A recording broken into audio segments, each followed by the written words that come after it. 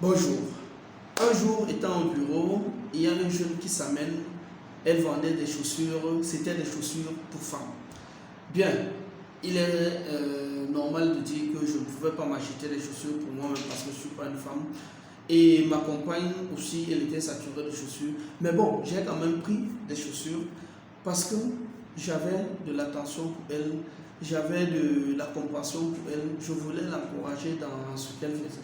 Et là, je me suis intéressé et je me suis amené à lui poser la question de savoir comment est-ce que elle préfère entrer maison par maison, salon par salon, bureau par bureau pour aller vendre ses chaussures.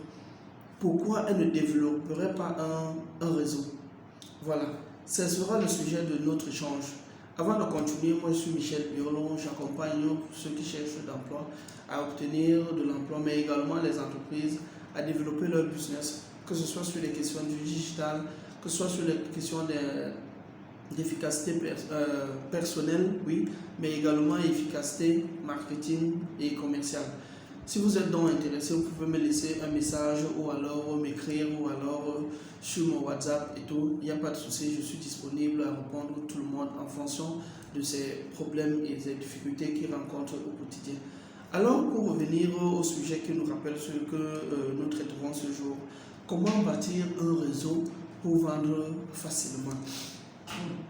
Alors, la jeune en question, comme je vous disais au début d'entame, elle entre au bureau et vendait des chaussures. Alors, je propose la question de savoir où est-ce qu'elle s'approvisionnerait. Où est-ce qu'elle s'approvisionnait? Je ne vous dirai pas ça ici, mais je peux quand même vous confier que dans tout grand marché, il y a des grossistes.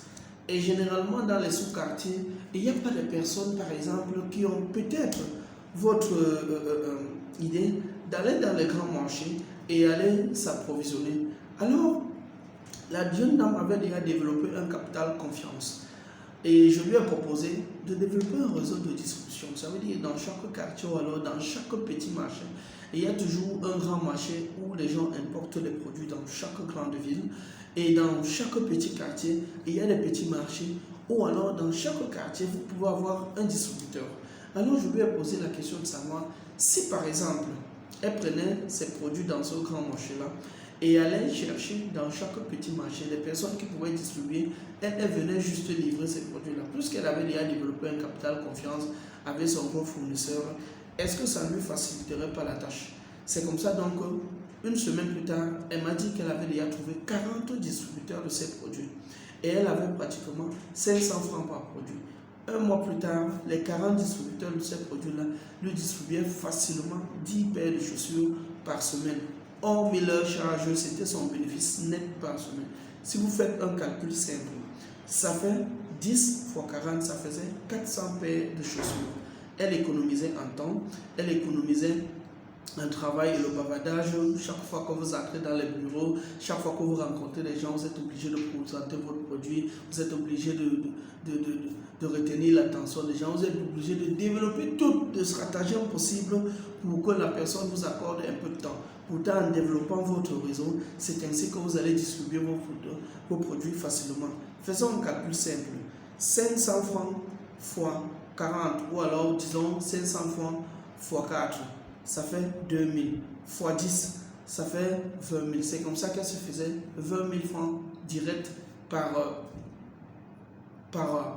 semaine.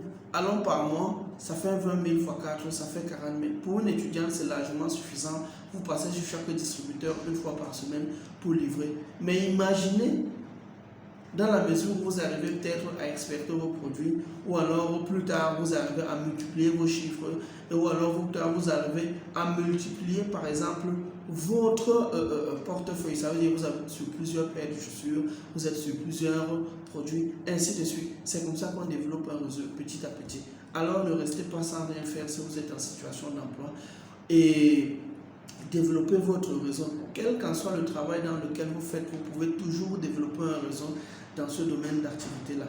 Pour ceux qui sont en situation d'emploi, il y a dans la description un lien, un guide pratique qui vous accompagne étape par étape à décrocher votre emploi en un temps record.